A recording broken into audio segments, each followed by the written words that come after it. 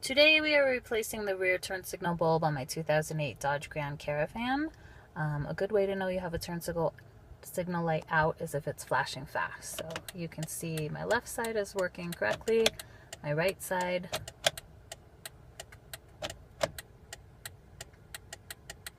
is flashing fast. So with the turn signal on, I'm going to see which one is not working correctly. So walk around the vehicle. My front one is working. My rear one is not. So to replace this bulb, you have to take the whole turn signal assembly out, or taillight assembly out. These are T30 Torx bolts. Can you take those out? So this is a T30. So take both those bolts out.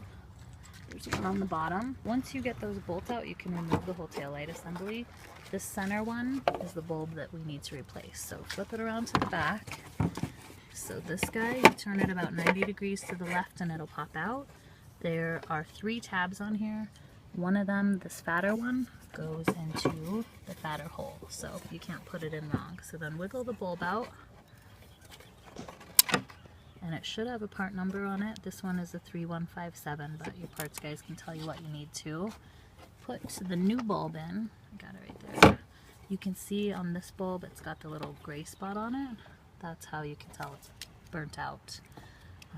These rear bulbs, since they're not halogen, it's alright to touch them with your fingers. Then line it up, turn it right, 90 degrees until it's... There you go, good. What did you want to say? I wanted to say there is not really a right or wrong way to put the bulb in. It'll really only go one way, right? Before I put the bolts in, I do a little test and make sure everything's working before I put everything back together. And we've got it working right, blinking correctly. So we put the bolts in and we are good to go. Thanks, J-Mo.